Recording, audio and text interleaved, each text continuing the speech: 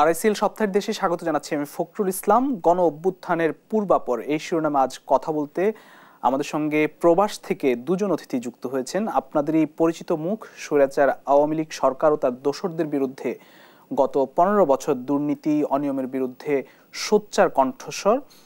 আমরা শুরুতে পরিচয় করাতে চাই, আমাদের সঙ্গে আছেন জাওয়াদ নির্ঝর, সম্পাদক corruptioninmedia.com, এবং আমাদের সঙ্গে যুক্ত আছেন নাজমুস সাকিব, বার্তা প্রধান, কানাডা ভিত্তিক নাগরিক টেলিভিশন। দুজনকে স্বাগত জানাচ্ছি। আমরা সরাসরি আলোচনায় ফিরতে চাই। জনাব নাজমুস সাকিব, আপনাকে দিয়ে শুরু করতে চাই। আপনি তো আমাদের বাংলাদেশেই ছিলেন, একদম মেইন স্ট্রিমের যে গণমাধ্যম, সেই গণমাধ্যমে আপনি কাজ করেছেন, অনেকদিনই কাজ করেছেন, যুক্ত ছিলেন। আপনাকে কেন আসলে দেশ ছেড়ে যেতে হয়েছিল সেটি একটু আমরা জানতে চাই, এবং আপনার পরিবার কোনো সমস্যায় পড়েছে কিনা আপনার বিষয়টি নিয়ে একটু শুরুতেই একটু জেনে নিতে চাই। ধন্যবাদ জনাব ফখরুল আমাকে আজকে অনুষ্ঠানে আমন্ত্রণ জানাবার জন্য। তো আসলে মেইন স্ট্রিম মিডিয়া বলতে আমি একদম বেসরকারি শিল্প এবং বিনিয়োগ উপদেষ্টা হিসেবে যিনি কাজ করতেন সেই সালমান এফ রহমান, তার মিডিয়া হাউসে আমি কাজ করতাম। আমি ইন্ডিপেন্ডেন্ট যে পত্রিকাটি ছিল, ইংরেজি পত্রিকা, সেখানে আমি কাজ করতাম, এবং সেখানে কাজ করার আমার মূল অনুপ্রেরণাটাই কিন্তু এসেছিল যে সেখানের যে সম্পাদক হিসেবে যিনি ছিলেন তিনি আমাদের সকলেরই কিন্তু অত্যন্ত শ্রদ্ধাভাজন একজন ব্যক্তিত্ব, অর্থাৎ প্রয়াত মাহবুবুল আলম, যিনি তত্ত্বাবধায়ক সরকারের একজন সাবেক উপদেষ্টা ছিলেন এবং অত্যন্ত সজ্জন একজন ব্যক্তি ছিলেন। তো তার আহ্বানে সাড়া দিয়েই আমি আসলে ইন্ডিপেন্ডেন্টে আমার যে পেশাদার সাংবাদিকতা সেটা আমি শুরু করেছিলাম।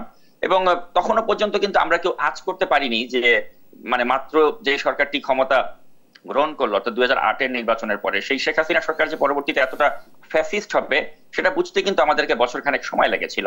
এবং তার মূল ঘটনা কিন্তু শুরু হয়েছিল, আপনি জানেন, যে বিডিআর পিলখানা যে হত্যাকাণ্ড ঘটলো, এরপর থেকে কিন্তু আস্তে আস্তে আমরা দেখতে শুরু করলাম যে আমরা যে দেশটা চাচ্ছিলাম দেশটা তো আসলে সেই দেশের দিকে যাচ্ছে না। এবং তারপর সাগর রুনির হত্যাকাণ্ড। তো এই যে প্রথম দিকে যে ঘটনাগুলো ঘটছিল, আমি তখন ইন্ডিপেন্ডেন্টে আমি সাংবাদিক হিসেবে কাজ করতাম। তো আমি তখনই বুঝতে পারছি যে আমাদের এই দেশ হয়তো আর আমাদের দেশ থাকবে না, এবং এটা একটা চূড়ান্ত ফ্যাসিজমের একটা দিকে আমরা চলে যাচ্ছি।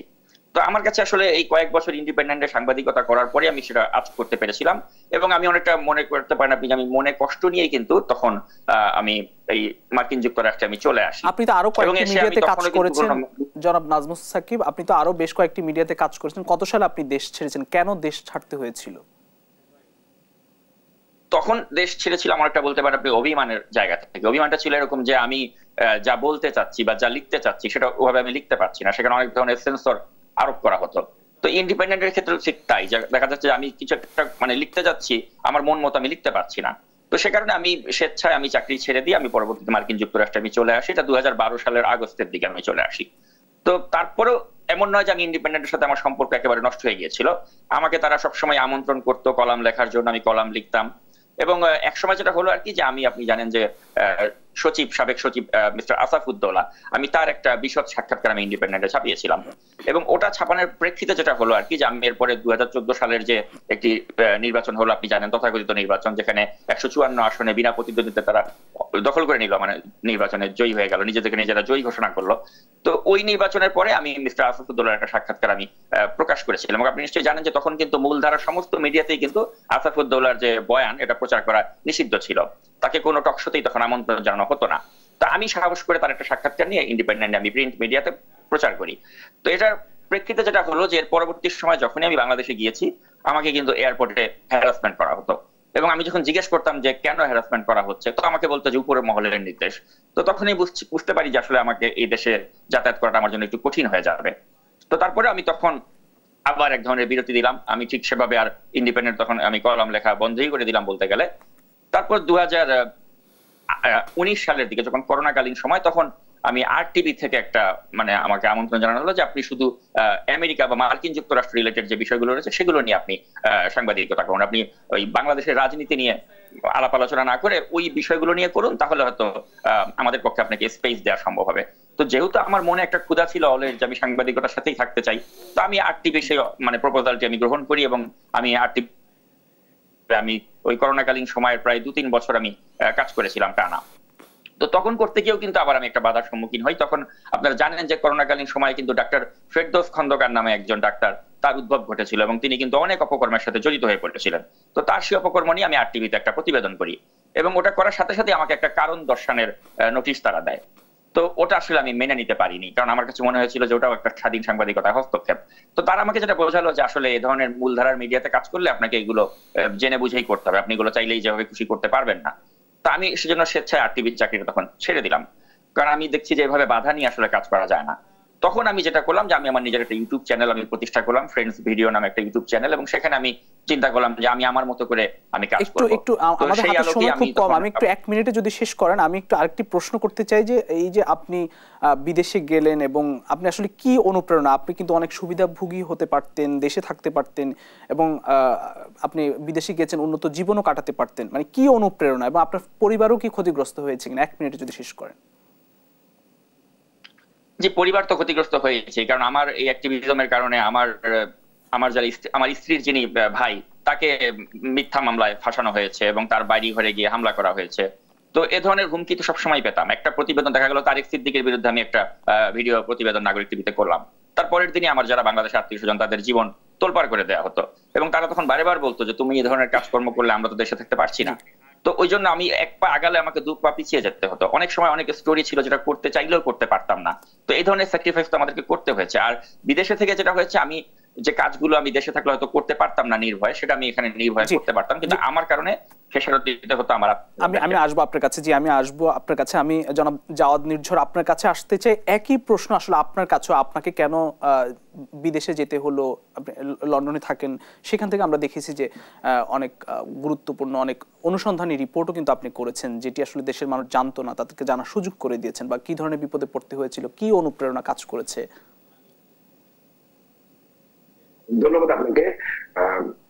আমি 2017 সালে যখন এই ব্রিটেনে টুর্নামেন্ট কভার করতে আসি, সেই অবস্থায় আমরা বাংলাদেশে, আমি তখন গাজী টিভিতে চাকরি করি, গাজী টিভি ছিল তৎকালীন মন্ত্রী গাজী গোলাম দস্তগীরের টেলিভিশন, এবং সেই টেলিভিশনের কিছু কর্মকর্তার সাথে আমার একটা দ্বন্দ্বের তৈরি হয় এখানে থাকা অবস্থায়, এবং আমাকে চাকরিচ্যুত করা হয়, এবং পরবর্তীতে আমার নামে গাজী টিভির পক্ষ থেকে একটা মামলা দেওয়া, এবং যে কারণে আমি আর আসলে বাংলাদেশে যেতে পারি। তারপরে 2018 সাল থেকে আমি আমার ফেসবুক এবং ইউটিউবে বিভিন্ন ধরনের রিপোর্ট বানানো শুরু করি।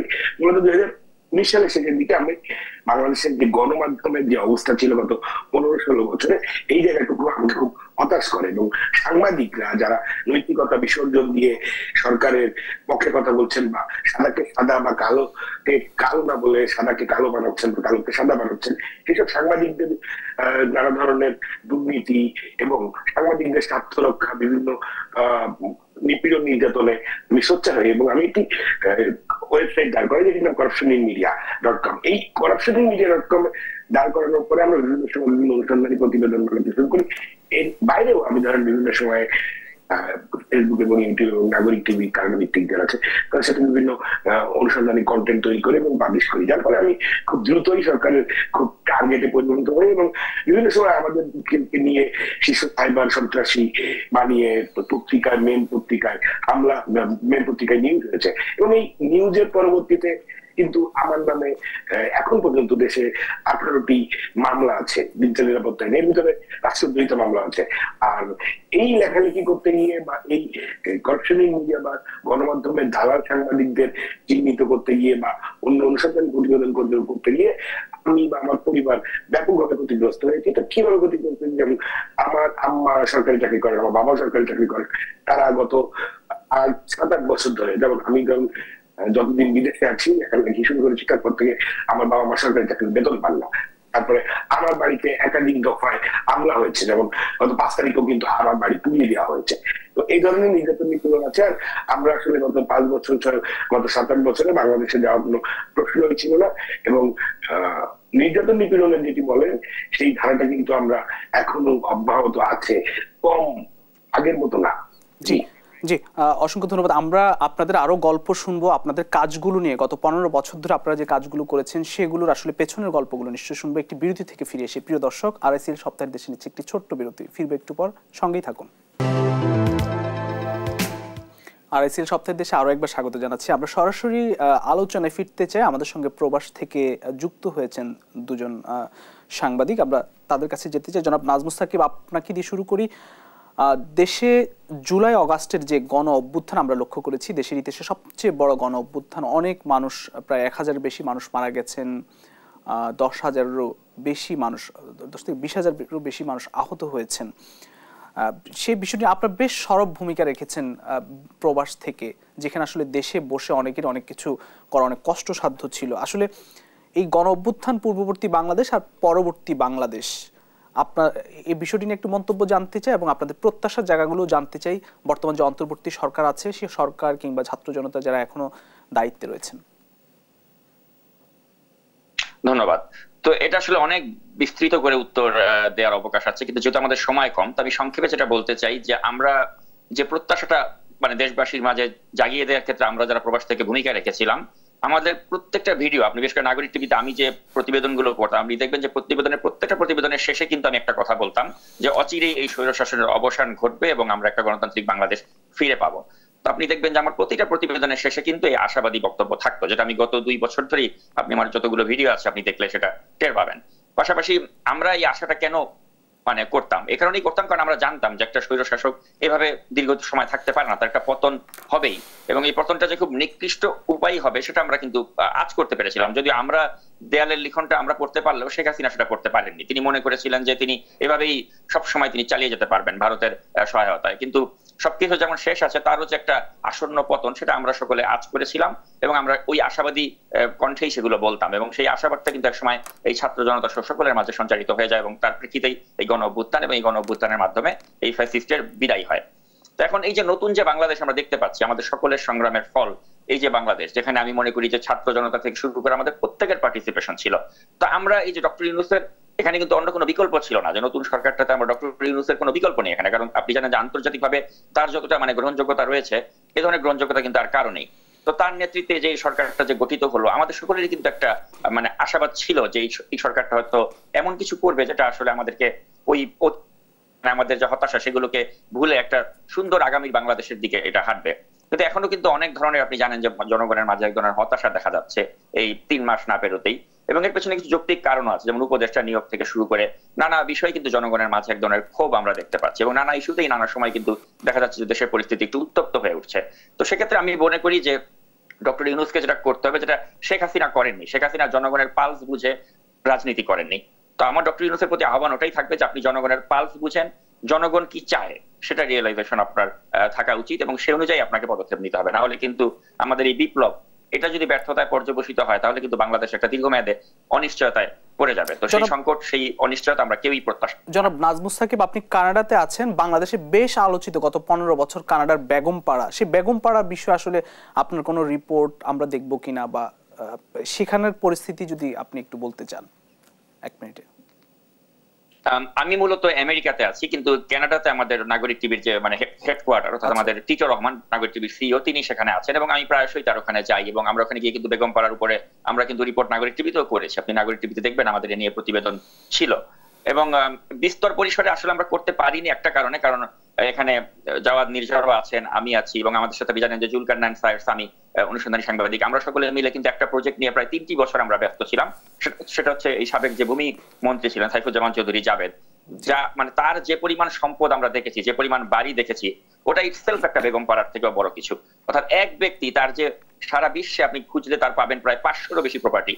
তো এই প্রজেক্টটা নিয়ে কিন্তু আমরা প্রায় 3 বছর, জাওয়াদ নির্ঝর, আমি, জুলকারনাইন সামি, আমরা এটা নিয়ে কাজ করেছি, এবং তার একটা রেজাল্ট কিন্তু আপনারা দেখেছেন যে তার এই বিষয়টা নিয়ে কিন্তু ইতিমধ্যে আল জাজিরাতে অনুসন্ধানী প্রতিবেদন প্রচারিত হয়েছে, এবং সেখানে সাইফুজ্জামান চৌধুরী জাবেদের সাথে যেটা কথোপকথন আপনি দেখেছেন ফাঁস হয়েছে, ওটা কিন্তু আমি তার সাথে ওই কথোপকথনটা ছিল। তো এই ধরনের নানা প্রজেক্টে কিন্তু আমরা কাজ করেছি। আমাদের উদ্দেশ্য ছিল একটাই, যে আমরা চেয়েছি যে এই প্রতিবেদনগুলোর মাধ্যমে যেন মানুষের চোখে আঙ্গুল দিয়ে আমরা দেখিয়ে দিতে পারি যে যেটা চলেছিল শেখ হাসিনা শাসনামলে, ওটা আসলে ওই এরকম বেগমপাড়া শুধু যে ছিল তা নয়, এরকম বেগমপাড়া একটা বেগমপাড়ার মালিক এক একটা সাইফুজ্জামান চৌধুরী জাবেদ তাদের মতো ব্যক্তিরা করেছে। অর্থাৎ যে ধরনের লুটপাট ছিল, এটা সিম্পলি একটা মাফিয়া রেজিম ছিল আপনি বলতে পারেন। তো সেই মাফিয়া রেজিমের এই মাফিয়া তন্ত্রকে নানা স্বরূপে আমরা দর্শকদের সামনে তুলে ধরেছি, একজন সাইফুজ্জামান চৌধুরী জাবেদের মাধ্যমে বা একজন জেনারেল আজিজের মাধ্যমে। তো এটা আপনি যেটা বললেন যে আগামী দিনগুলোতে আমরা এই বেগমপাড়া নিয়ে আরো কোনো প্রতিবেদন করবো কিনা, হ্যাঁ অবশ্যই করবো।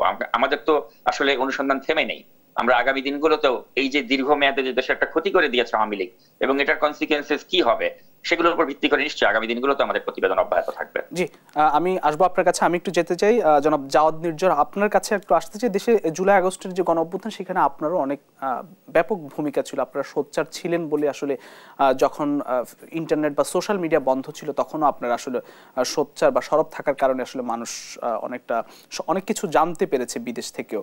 আপনার আসলে এই বিষয়টি নিয়ে একটু মন্তব্য জানতে চাই, অভ্যুত্থান পরবর্তী বাংলাদেশকে প্রত্যাশাও জানতে চাই।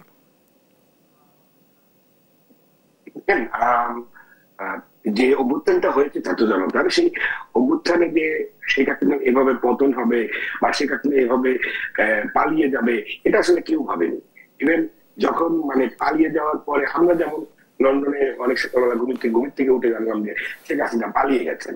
তো গত 16 বছরে যদি আমি বিভিন্ন সেক্টর, যেমন প্রশাসন বলেন, পুলিশ বলেন, আমলাতন্ত্র বলেন, মিডিয়া বলেন, সব জায়গায় কিন্তু এই শেখ হাসিনা এবং তার দোসররাই বসেছিলেন। এবং পরবর্তীতে এখন যেটা হচ্ছে, বিভিন্ন জায়গায় এই দোসররা কিন্তু পুনর্বাসনের চেষ্টা চলছে। এবং আওয়ামী লীগের ভিতরে এই বৃহৎ ছাত্র আন্দোলনের পরে গতকাল আমরা দেখেছি বিবিসি একটি নিউজ করেছে, সেখানে কিন্তু তারা বলছে বা আমরাও আওয়ামী লীগ বা তাদের সংগঠনের নেতাকর্মীদের সাথে কথা বলে আমরা যেটা জানতে পেরেছি, তাদের ভিতরে ওই ধরনের কোনো অনুশোচনা নেই। প্রতিশোধ তারা নিতে চান, তারা আরো ভয়ঙ্কর রূপে ফিরতে চান। তো 5 আগস্ট পরবর্তী যে ঘটনা ঘটেছে বা যে বহু লোক মারা গেছেন বা আহত হয়েছেন, তাদের ব্যাপারে আওয়ামী লীগের বা এই সরকারের কোন অনুশোচনা বা অপরাধ বোধ এখন পর্যন্ত নেই, এবং তারা বারবারই ফিরতে যাচ্ছেন। আমরা দেখছি যে সাম্প্রতিক সময় দেশে বিভিন্ন ধরনের ঘটনা ঘটছে, বিভিন্ন দাবি দেওয়া উপস্থাপন করা হচ্ছে, এবং ক্রমশই এই যে তত্ত্বাবধায়ক সরকার বা এই অন্তর্বর্তীকালীন সরকার তাদেরকে নানাভাবে চাপে ফেলানোর চেষ্টা করা হচ্ছে। বিভিন্ন ঘটনা, যে কখনো গার্মেন্টস, কখনো রিক্সাওয়ালা থেকে শুরু করে বিভিন্ন ধরনের প্রতিবাদ এবং দাবি দেওয়া সব এখন সামনে আসছে, এবং এগুলো কিন্তু সামগ্রিকভাবে দেশকে অস্থিতিশীল করার লক্ষ্যেই করা হচ্ছে। এবং এখন আমরা যেই মাত্র 100 দিন বা 101-2 দিনে কিন্তু গত 16 বছরে শেখ হাসিনার যে একটা সাম্রাজ্য গড়ে তুলেছেন, সেই সাম্রাজ্য কিন্তু 1 দিন 2 দিনে বা 100 দিনে শেষ হবে না। সেক্ষেত্রে আমরা বাঙালিরা সবাই আমরা হতাশ হচ্ছি, এবং হতাশার অবশ্যই কারণ আছে। আমরা যখন দেখছি বিভিন্ন মহলে, যেমন আমি যদি গণমাধ্যম নিয়ে কাজ করি, আমি যদি গণমাধ্যমের কথাই বলতে চাই, যে যেমন আমি যদি দেশ টিভির কথাই বলতে চাই, গত 15 বছরে বা গত 10-12 বছরে যে ধরনের নিউজ করতে পারেনি সরকার পতনের পর, কিন্তু সে ধরনের অনেক নিউজ করেছে, অনেক দুর্নীতি বিষয়ে তারা নির্দিকে ভয় না পেয়ে নিউজ করেছে, যেটা আগে করা যেত না। তো আমরা যেটা হয়ে যাই যে আমরা খুব দ্রুতই হতাশ হয়ে যাই, এবং আমরা চিন্তা করি আমরা এই প্রতিবাদ চাই। এখন দেখেন, ডক্টর মোহাম্মদ ইউনূস যদি এখন তার এই সরকার ব্যর্থ হয়, তাহলে শেখ হাসিনা যদি আবার ফিরে আসেন, তাহলে যারা এতদিন এই ছাত্র আন্দোলন বলেন, যে আন্দোলন হলো, যে বিপ্লব হলো, সেই বিপ্লব সবই কিন্তু নষ্ট হয়ে যাবে। এবং শেখ হাসিনা যদি আরেকবার ফিরে আসতে পারেন, তাহলে যারা তার বিরোধিতা করেছেন তিনি তাদের সবার বিরুদ্ধে প্রতিশোধ নেবেন, সেই ঘোষণা তিনি অলরেডি দিয়ে রেখেছেন। তো আমার মনে হয় যে এই যে সরকার আছে, তাদেরও আসলে সাকিব ভাই যেমনটি বলছিলেন, যে সরকারের শেখ হাসিনা যেমন জনবিচ্ছিন্ন হয়ে গেছিলেন, তিনি জনগণ কি বলতেন বা জনগণের দ্রব্যমূল্য, যেমন জনগণকে খুশি রাখতে হলে কিন্তু তাকে দ্রব্যমূল্যের লাগাম টানতে হবে, আইন শৃঙ্খলা বাহিনীর ভূমিকা রাখতে হবে, এবং বিভিন্ন সেক্টর গুলো যেগুলো জনগণের হয়রানির কারণ হয়ে দাঁড়ায়, সেই জায়গাগুলো থেকে সরকারকে কাজ করতে হবে। এবং ইউনূস সরকারের এই ব্যাপারগুলো নিয়ে আসলে আরো বেশি কাজ করা উচিত। যদিও তারা রাষ্ট্র পরিচালনায় সক্ষম, নতুন, একদমই নতুন, তবে তারা পারবেন বলে আমাদের বিশ্বাস। তবে এই সরকার যদি ব্যর্থ হয় এবং কোনো কারণে যদি সরকার বা আওয়ামী সরকার আবার ফেরত আসে, তাহলে আমরা বিদেশে থেকেও শান্তিতে থাকতে পারবো, এবং দেশের যারা মানুষ আছে তারা বিপদে পড়বেন। এবং সাকিব ভাই যেটা বলছিলেন যে একটি দীর্ঘমেয়াদী, এমন হতে পারে দীর্ঘমেয়াদী মারামারি, গ্যাঞ্জাম, আধিপত্য, প্রভাব বিস্তার, এগুলো আবার শুরু হয়ে যেতে পারে, এবং দেশে একটি অস্থিতিশীল দিকে অনির্দিষ্টকালের জন্য যেতে পারে। আপনি লন্ডনে আছেন, সেখানে সাইফুজ্জামান চৌধুরী জাবেদের যেই সম্পদ, সেই সম্পদের তথ্য তুলে আনার ক্ষেত্রে আন্তর্জাতিক মিডিয়ায় আপনিও কাজ করেছেন। সেখানে আপনি জানেন যে বাংলাদেশ থেকে লক্ষ লক্ষ কোটি টাকা পাচার হয়েছে। সেক্ষেত্রে আসলে আরো কারা কারা আছে, আপনারা কি ভবিষ্যতে এই ধরনের কাজ আরো করবেন কিনা বা সরব থাকবেন কিনা সোশ্যাল মিডিয়ায়? আমি যদি আপনাদেরকে বলি, এর আগে আমরা কিন্তু সাইফুজ্জামান জাবেদ ছাড়াও আমি এবং নাজমুল সাকিব এখানে এক্সিম ব্যাংকের যে চেয়ারম্যান ছিলেন, সাবেক চেয়ারম্যান নজরুল ইসলাম মজুমদার, যিনি এখন জেল হাজতে রয়েছেন, তার কিন্তু দুইটি বাড়ির সন্ধান পেয়েছিলাম এবং ওই দুটি বাড়ির দাম প্রায় ওই সময় ছিল 200 কোটি বাংলাদেশি টাকা। এবং আরেকটা ব্যাপারে আমি বলে রাখি যে গত 10-15 বছরে কিন্তু ব্রিটেনে কয়েক হাজার বাংলাদেশি পাসপোর্টধারী, যাদের এখানকার থাকেন না বা এখানে বসবাস করেন না, তারা এখানে বিনিয়োগ করেছেন। তারা ব্রিটেনের বিভিন্ন বড় জায়গা বা দামি জায়গাগুলোতে বিনিয়োগ করেছেন এবং ব্রিটেনে তারা বিনিয়োগ করেছেন।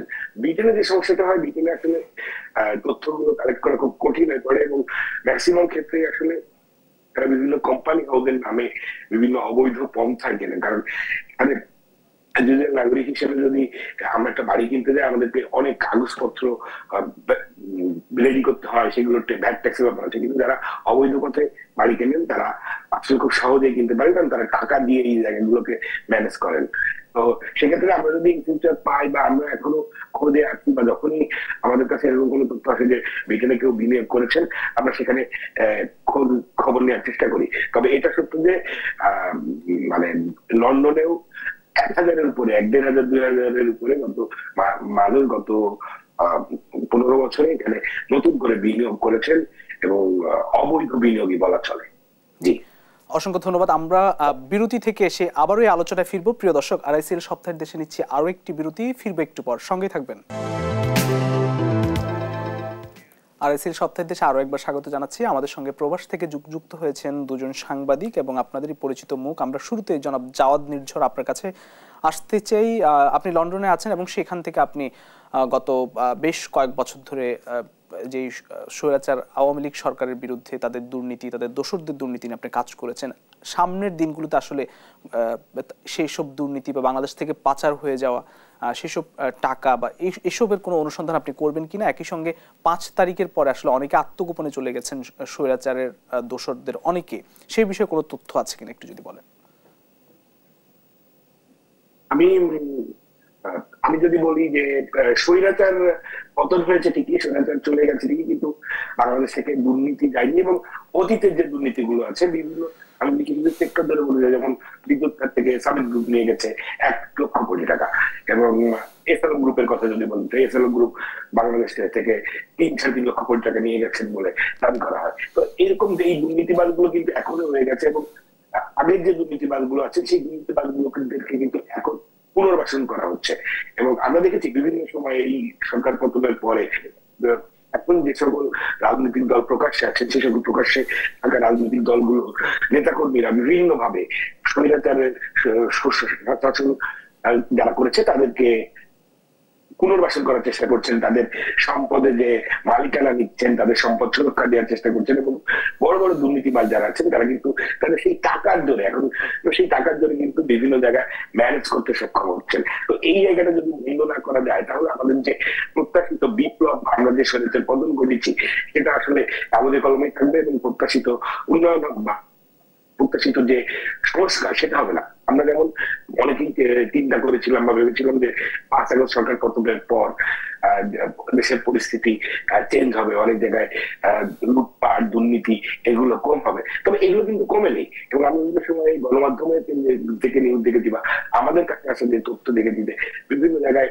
আগে যারা ছিলেন তাদের বদলে নতুন চাঁদাবাজের আবির্ভাব হয়েছে এবং কোথাও কোথাও দেখা গেছে যে আওয়ামী লীগ এবং অন্য রাজনৈতিক দল মিলেমিশে এখন চাঁদাবাজি করছে বা ই করছে। এই ব্যাপারগুলো কিন্তু আমাদের যে বিপ্লব হয়েছে সেই বিপ্লব নষ্ট হয়ে যাওয়ার জন্য অন্যতম একটি কারণ হতে পারে।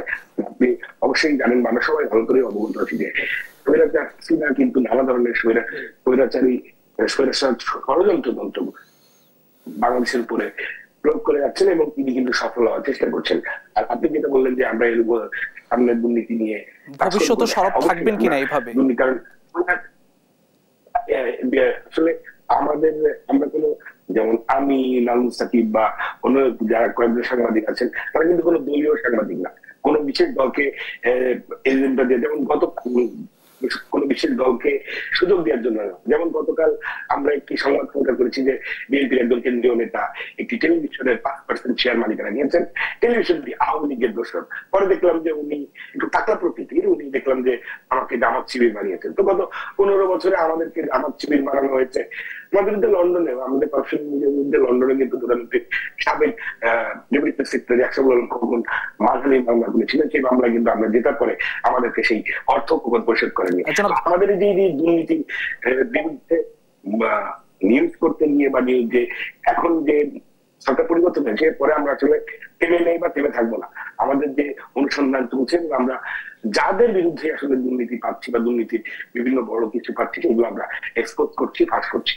জি, এই সরকারের কাছে আপনার কি প্রত্যাশা, কেমন বাংলাদেশ দেখতে চান? 1 মিনিটে যদি শেষ করেন, জনাব জাওয়াদ নির্ঝর। দেখেন, আমরা কিন্তু, আমি বা সাকিব ভাই কিন্তু কখনোই বাংলাদেশে চাকরি বা পেট রুটির জন্য আমরা যাবো না, বা আমাদের যাওয়ার প্রয়োজনও পড়বে না। আমরা এখানে মধ্যে নেওয়া ভালো, কিন্তু আমরা চাই দেশের মানুষ ভালো থাকুক, দেশের মানুষ সুস্থ থাকুক, তারা তাদের বাক স্বাধীনতা পাক, তারা তাদের ভোটের অধিকার পাক, তারা কোনো রাজনৈতিক দলের কাছে জিম্মি না হয়ে যাক। আমরা কোনো হেলমেট বাহিনী চাই না, আমরা রাতের আধারে মানুষ গুম করা চাই না, আমরা মানুষের নিরাপদে নিশ্চিত মৃত্যু নিশ্চয়তা চাই, আমরা অনিশ্চিত মৃত্যু চাই না, আমরা কোন ধরনের দুর্নীতি, যেমন আমাদের দেশে সবচেয়ে বড় সমস্যা হচ্ছে দুর্নীতি, স্বজনপ্রীতি এবং দলবাদী, যেটা গত 15 বছরে আমরা দেখেছি। নতুন যে দল আসবেন তারাও যদি সেই একই ধরনের কর্মকাণ্ড করেন, তাহলে বাংলাদেশের সাধারণ মানুষ, খেটে খাওয়া মানুষ, তারা কিন্তু বিপদে পড়বেন। আর আরেকটি ব্যাপার হচ্ছে, সাধারণ মানুষ, খেটে খাওয়া মানুষের জন্য সবচেয়ে বড় সমস্যা বা চ্যালেঞ্জ হয়ে দাঁড়িয়েছে বাজার বা দ্রব্যমূল্য ক্রয় করা। এই সকল ব্যাপারগুলোকে আসলে সর্বপ্রথম বর্তমান যে সরকারে আছেন তাদের নজরদারি করা উচিত, বাজার মনিটরিং করা, বাজারে যে সিন্ডিকেট গুলো গড়ে উঠেছিল সেই সিন্ডিকেট গুলো ভেঙে দেওয়া। তাতে আসলে বাংলাদেশের জনগণ শান্তিতে থাকলে আমরা ভালো থাকবো, বা আমাদেরকে কথা কম বলা লাগবে, বা আমাদেরকে নতুন বা দুর্নীতি যত কমবে তত আমরা আসলে আমাদের কাজ আসলে করে রাখবো। তাছাড়া আসলে আমরা যতদিন পারবো সেভাবে দুর্নীতি বিরুদ্ধে কথা বলে যাবো। অসংখ্য ধন্যবাদ জনাব নাজমুস সাকিব। আপনার কাছে আমি আসতে চাই, আপনাকে শেষ করতে চাই। আপনারা যেভাবে কাজ করেছেন এবং মানুষকে সচেতন করেছেন, আপনারা চাইলে কিন্তু এই যে সময়টা বাংলাদেশের মানুষকে সচেতন করতে বা দুর্নীতি বিরুদ্ধে অনুসন্ধানী অনেকগুলো রিপোর্ট করেছেন, সেই সময়টা কিন্তু আপনারা নাও করতে পারতেন, আপনারা আপনাদের নিজেদেরকে সময় দিতে পারতেন আপনাদের অবস্থার উন্নতির জন্য, কিন্তু আপনারা দেশের জন্য করেছেন। তো এইটি কি আপনারা ভবিষ্যতে বজায় রাখবেন কিনা, সরব থাকবেন কিনা দেশের জন্য, এটি একটু জানতে চাই শুরুতেই। ধন্যবাদ জনাব ফখরুল ইসলাম। তো আসলে ব্যাপারটা হয়েছে কি, আপনি দেখুন যে এই যে তথ্য মন্ত্রী যিনি ছিলেন এক সময়, এই হাসান মাহমুদ, তার মতো একজন ব্যক্তির বিরুদ্ধে যখন আমি রিপোর্ট করলাম, তখন তিনি কিন্তু একযোগে ঢাকা এবং রংপুরে আমার বিরুদ্ধে তার লোকজনকে দিয়ে মামলা করালেন। আমি যখন তারেক সিদ্দিকীর বিরুদ্ধে রিপোর্ট করলাম, তিনিও কিন্তু আমার বিরুদ্ধে মামলা করালেন। তো এখনো পর্যন্ত আমার ঘাড়ে কিন্তু 5টা ভুয়া মামলা রয়েছে, যেগুলো কিন্তু এখনো প্রত্যাহার করা হয়নি। এখন আমি কি তাই বলে কি মানে আমি পিছু হটে যাব? কখনোই নয়। আমি তখনও ওই মামলাগুলোকে যেমন কেয়ার করতাম না, এখন সেগুলো প্রত্যাহার করে আমার দেশে আসার পথকে সুগম করা হয়নি। তারপরেও কিন্তু আমি থেমে নেই, বা আমি কাউকে কিন্তু ওই বলছি না যে আমাকে মামলাগুলো প্রত্যাহার করো, আমি দেশে আসবো বা কিছু অনুরোধ।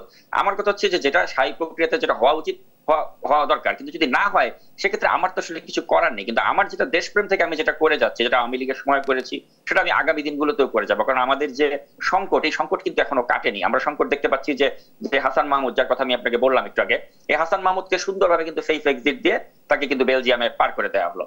কারা এটা পার করার পেছনে জড়িত, এগুলো তো আমাদেরকে বের করতে হবে।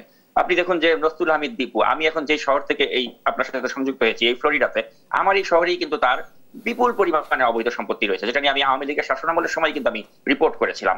তো সেই নসরুল আহমেদ দীপু কিন্তু এখন সেফ এক্সিট পেয়ে সিঙ্গাপুরে অবস্থান করছে। তো এভাবে সাইফুজ্জামান চৌধুরী জাভেদের কথা বললাম, সেই জাভেদ এখন লন্ডনে অবস্থান করছে। তো এভাবে অনেককেই কিন্তু সেফ এক্সিট দিয়ে দেওয়া হয়েছে, যেটা কিন্তু কখনোই উচিত ছিল না। আপনি দেখেছেন যে ডিবি প্রধান কুখ্যাত সেই হারুন, আমি যার কয়েকদিন আগে একটা সাক্ষাৎকার নিলাম, সে হারুন কিন্তু আমি যতটুকু জানতে পেরেছি সে কিন্তু নিউ ইয়র্কে অবস্থান করছে।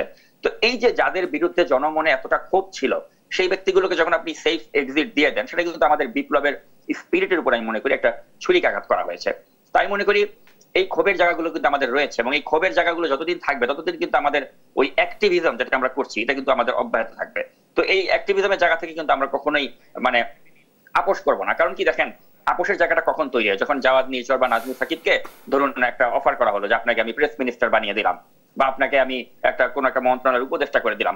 ওই লোকটা যদি আমার মধ্যে বা জাওয়াদ নির্ঝরের মধ্যে থাকতো, তাহলে কিন্তু আমরা এভাবে এই যেভাবে সমালোচনা করছি, সমালোচনার জায়গাটা কিন্তু কন্টিনিউ করতে পারতাম না। তো সেজন্য আজকে আপনার এই অনুষ্ঠানে দর্শকদেরকে সাক্ষী রেখেই বলছি যে যদি কখনো এই ধরনের কোনো পদ পদবি আমাদেরকে অফারও করা হয়, আমরা কিন্তু সেগুলো নেব না।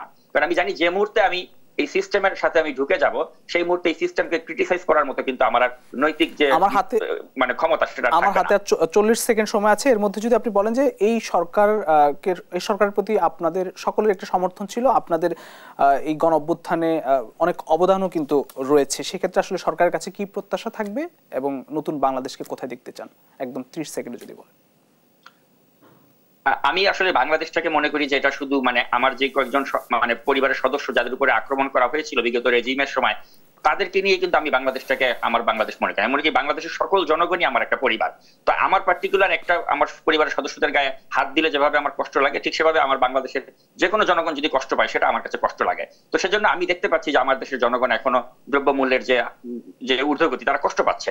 তো এই বিষয়গুলোকে অ্যাড্রেস করতে হবে। এই বিপ্লবে যারা চোখ হারিয়েছে, যারা পঙ্গুত্ব বরণ করেছে, তাদেরকে এখনো চিকিৎসার ব্যবস্থা করা হচ্ছে না।